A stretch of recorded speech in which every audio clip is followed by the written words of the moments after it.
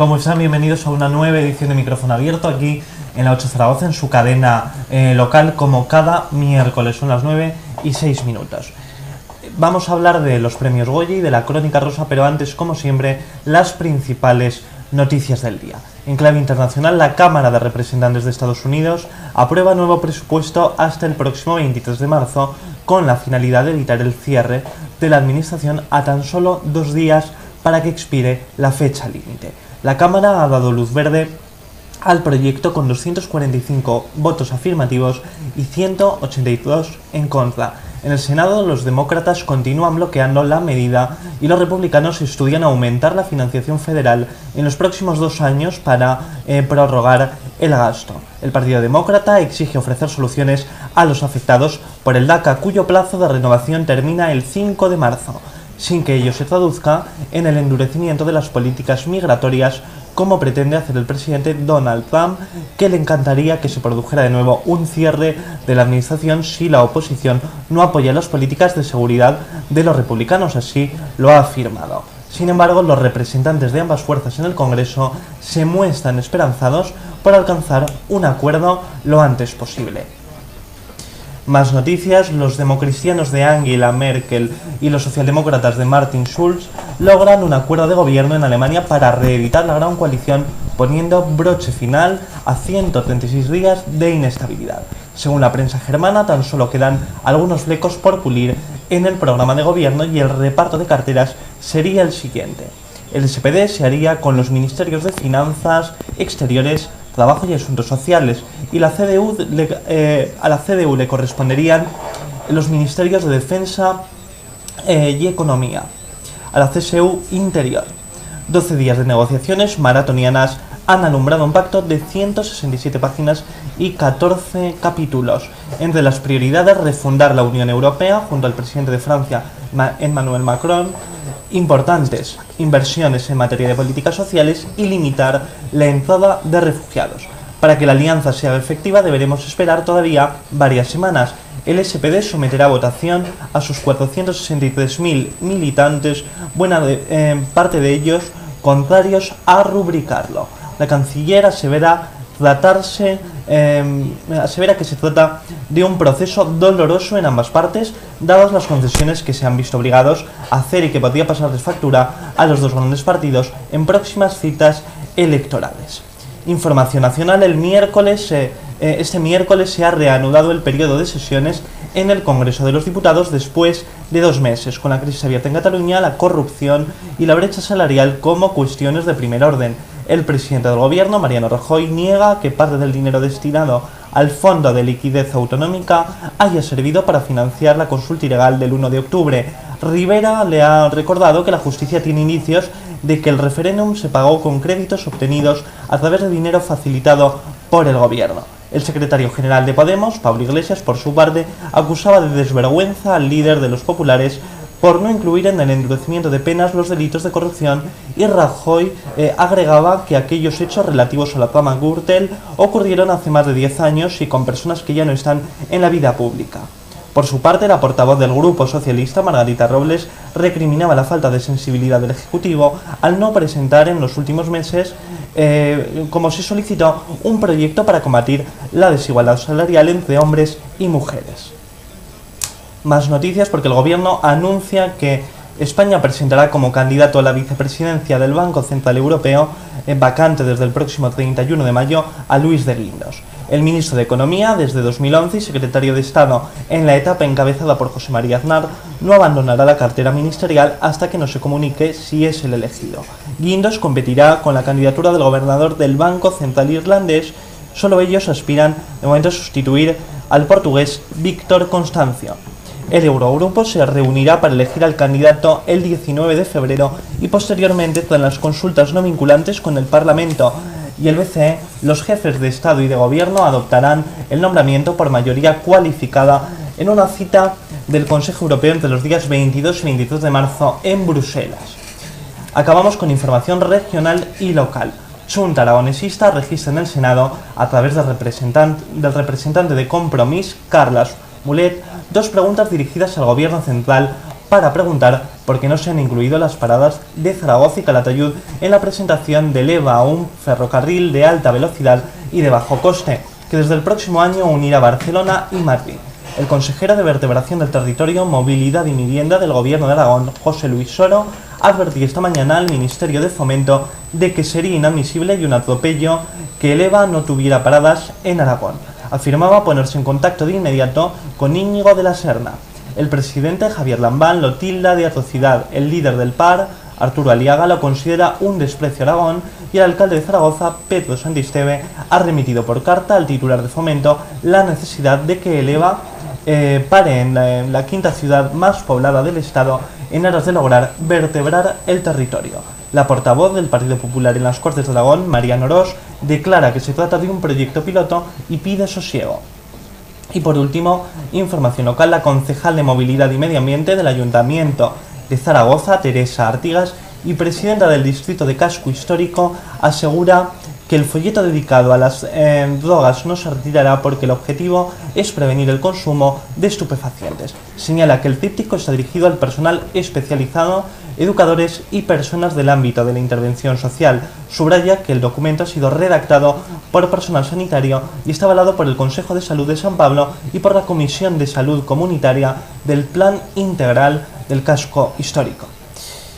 Y el tiempo: mañana tendremos el cielo con intervalos nubosos, viento de 50 km por hora, temperaturas mínimas de 1 y máximas de 8 grados. Ahora mismo en Zaragoza, 3 grados de temperatura. Bienvenida, Ana Calvo. Hola, buenas noches. ¿Qué tal? Muy bien.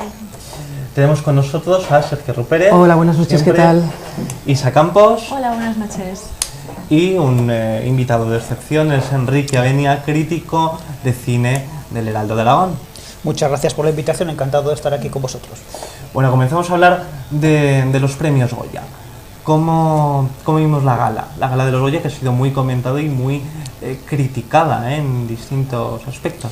Pues entrando primero en lo cinematográfico, yo creo que esta 32 edición de los Goya, las películas candidatas a mejor película, habían refrendado esa diversidad temática y estilística alcanzada en los últimos años por el cine español. En este sentido también está relacionado el asunto de la cuestión idiomática, por una película en euskera, 2 en castellano, otra en inglés y otra en catalán. Esa circunstancia será por la que será recordada esta gala, que fue la noche, como todo el mundo sabe, de Isabel Coixet, y por volumen de premios y de distinciones de la película Andía, gigante. Sí que es verdad que no hubo grandes sorpresas en cuanto a las valoraciones de la Academia en el caso de las distinciones, no hubo grandes sorpresas. Había premios pues que estaban, por ejemplo, bastante claros, como es el caso del primer mejor actor para Javier Gutiérrez por El autor, o de Natalie Poza, también estaba bastante claro. Sí que es verdad que lo que se puede catalogar de sorpresa, y relacionado un poquito con cierto desconcierto, es el hecho de que esperábamos mucho de El clan de la muchacha de Anui, ¿no?, de Joaquín Reyes y de Ernesto Sevilla, y la verdad es que fue un poco, como bien comentabas en la introducción, desconcertante, ¿no?, porque es un estilo humorístico, bueno, que a la gente pues 20 añeros, 30 añeros nos gusta. Yo, de hecho, otros años viendo otros presentadores y cuando tenían alguna pequeña aparición para entregar un premio, yo considero y digo, oye, pues estaría muy bien que los chanantes, de hecho con todo el cariño por el estilo de humor que dicen, ¿no?, de ese programa con el que se hicieron famosos, consideraba que, oye, que estaría bien que se presentaran la gala. Y en esta 32 edición la circunstancia que se ha dado es que fue desde ya la introducción principal, no sé si luego al revisar vídeos y demás habéis comprobado que como muy desangelado, ese humor que tiene tan absurdo y un poquito surreal, no terminó de encajar con el timing televisivo, no hubo mucho ritmo y fue un poquito plomiza la gala, y de hecho no sé si la peor, pero de la peor de los últimos años en cuanto a entretenimiento televisivo podemos decir que sí, aunque en este caso, por salvar un poco la plana a los guionistas y al equipo que desarrolló la ceremonia, Decir que, a veces no sé si estaréis de acuerdo conmigo, en que en estos casos las ceremonias que tienen por un lado pues las interrupciones, los discursos, los números musicales, los momentos de humor, pues la verdad es que es difícil en que sean especialmente brillantes, y sin ir más lejos, hay galas de los Oscar que al margen de grandes monólogos iniciales y de momentos emotivos, pues que se hacen bastante pesadas, y más en esas circunstancias de madrugada, ¿no? La hora española. Claro. Por aquí, ¿cómo habéis visto los Goya? Bueno, yo estoy de acuerdo con mi invitado, reconozco que, no sé si también por una cuestión generacional, comparto bastante el tipo de humor que ha defendido en los años que llevan haciéndolo Muchachada Nui, y en concreto Joaquín Reyes y Ernesto Sevilla. También me identifico bastante con las sensaciones que quizá tú sentiste, ¿no?, al ver la gala. Yo, pues bueno, otros años no he podido, pero sí que me reservé ese tiempo, ¿no?, para verla al completo. Y reconozco que, digamos que mis sensaciones eran de perplejidad absoluta. No entendía lo que estaba ocurriendo. Es verdad que no espero demasiado de la presentación de los Goya. Creo que Andreu Buenafuente, Rosa María Sardá es difícil de llegar a ese nivel, ¿no?, de comicidad y de enganche. Pero bueno, esperaba, no sé, algo que fuera mínimamente consumible. Pero claro, no me lo explicaba, sobre todo siendo ellos, que han tenido sketch, sobre todo Joaquín Reyes, si lo habéis visto, un sketch de la propia Isabel Coixet, que es que se puede aprender a ser humorista gracias a ese tipo de sketch, ¿no?, que creo que la propia Coixet se sentiría muy identificada, y lo bordaban, y lo han bordado siempre. Entonces, claro, ver a un Ernesto Sevilla que no tiene muy claro dónde está la cámara, ver a un Joaquín Reyes que nada más empezar se va, que para mí es de lo principal, ¿no?, de esa presentación, pues claro, estaba absolutamente perplejo. Sí que es cierto que considero que las críticas a lo que son los cómicos, las críticas estas tan grandes que está viendo, y sobre todo esa especie de, no sé, de lapidación permanente que hay en las redes sociales, me parece que no debería darse, porque además luego los cómicos explicaron en El Hormiguero que les ponen muchísimos peros en galas como los Goya, porque hay muchísima gente pendiente, porque casi todo está absolutamente enlatado y preparado, por tanto el humorista no puede lucirse en absoluto. Entonces yo creo que es realmente lo que les ocurrió a ellos, ¿no?, que no pudieron lucirse porque el tipo de humor que en general ellos defienden no se vio en absoluto. O sea, era silencio, había momentos incluso que es que, no sé, te sentías mal porque estaban quedando fatal delante del público, incluso cosas que pudieran estar preparadas no eran demasiado de recibo. Entonces, o incluso bueno, improvisaciones que no se sabía si estaban preparadas. Claro, entonces yo, para terminar, que hablo mucho si no, creo que viene más por un problema de organización ya casi histórico, me atrevería a decir, de la propia academia, que a diferencia de otros premios como los Feroz, que organiza Movistar Plus, que se hacen de una forma muy diferente, mucho más entretenimiento, otras localizaciones, parece que engancha más al público, sobre todo al público millennial. Creo que los Goya se han quedado absolutamente atrasados, tanto en la organización de las galas como quizá incluso en la selección de algunas de las películas, que podrían premiar más películas más masivas, con más éxito en la taquilla, ¿no? Entonces creo que se han quedado un poco atrás, y eso también se ve en la elección de guiones e incluso en la elección de la estructura de los presentadores. Creo que es un problema más, desde mi punto de vista, de los propios Goya, incluso de la propia academia, que se ha podido quedar anquilosada e incluso algo arcaica, que de los humoristas, que bueno, hicieron lo que pudieron, como hacía Dani Rovira también, incluso en 2 ocasiones, para defender estos premios, ¿no? Yo creo que va más por ahí, desde mi punto de vista. Bueno, a mí sí que me gustó, yo creo que fue uno de los momentos más emblemáticos, que se volviera a reivindicar la presencia de la mujer en el cine, ¿no?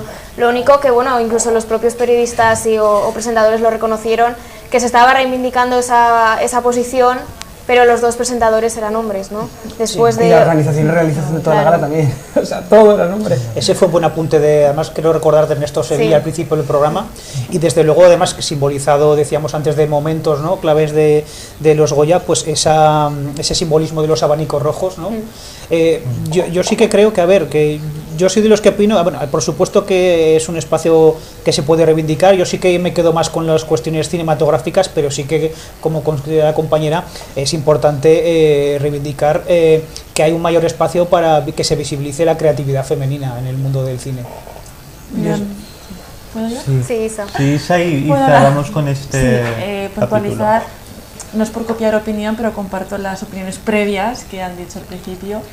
tengo que reconocer que a mí la parte que más me gustó, bueno, una de las que más me gustó, fue cuando Paquita Salas entregó... Sí. Absolutamente. Ahora Es soy que muy ya fan se de está pidiendo que presente ella y yo desde luego si tuviera que depender de mí. Es que me parece que igual ella podía presentar en un futuro los Goya y Sí. tal.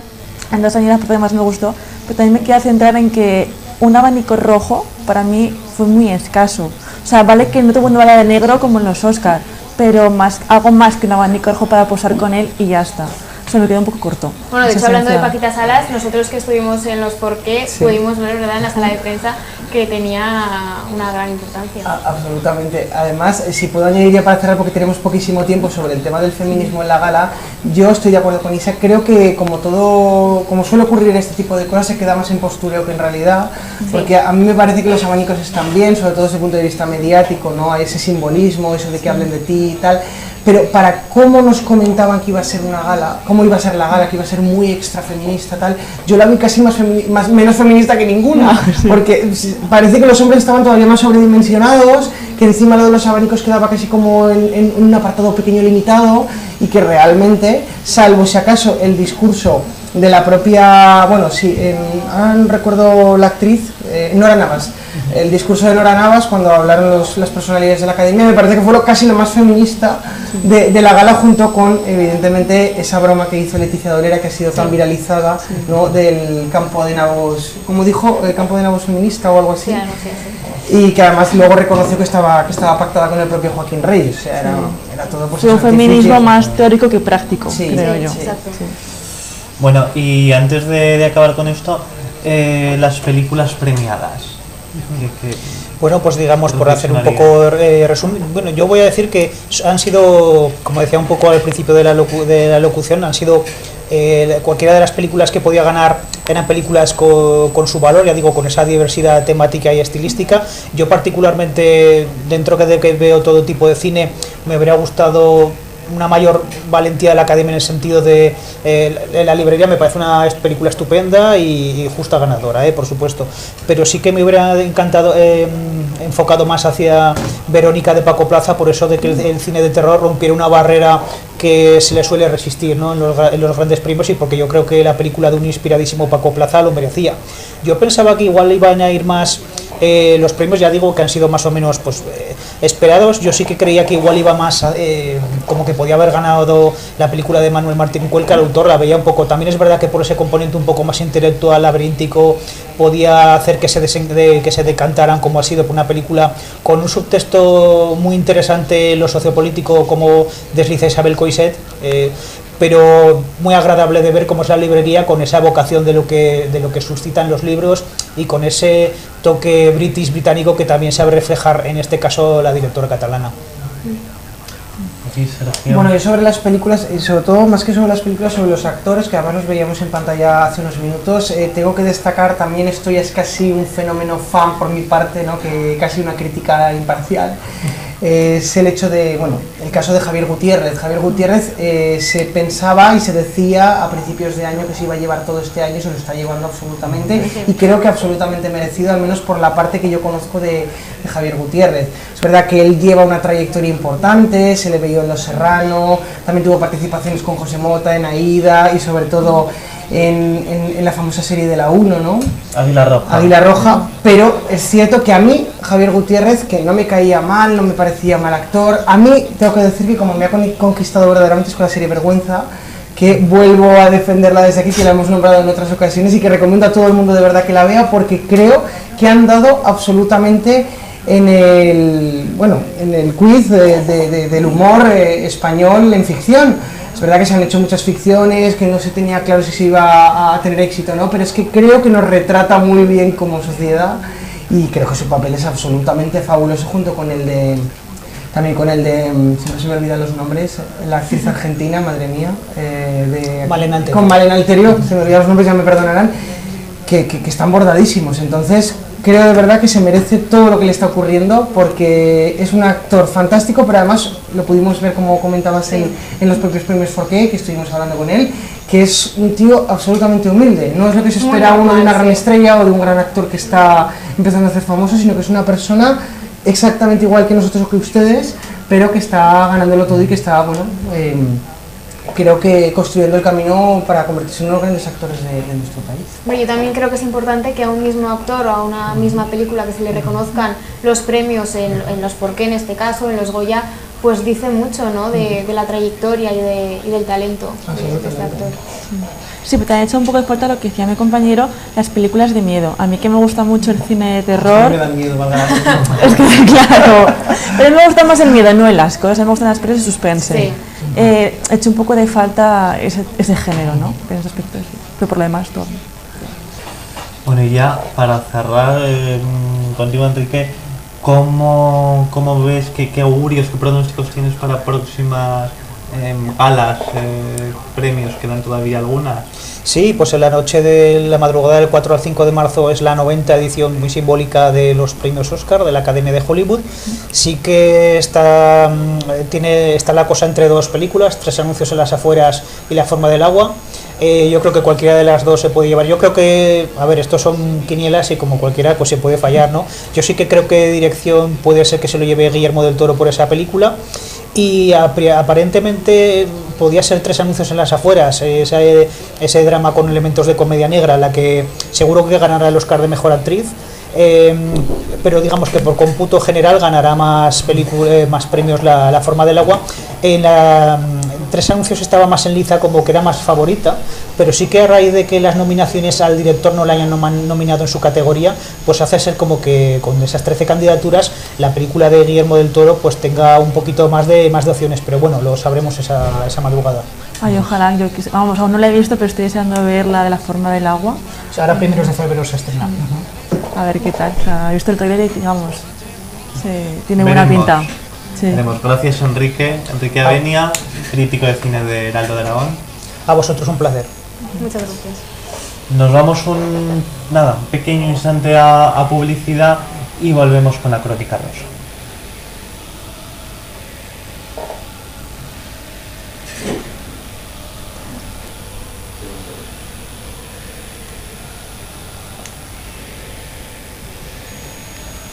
Como faz más tú.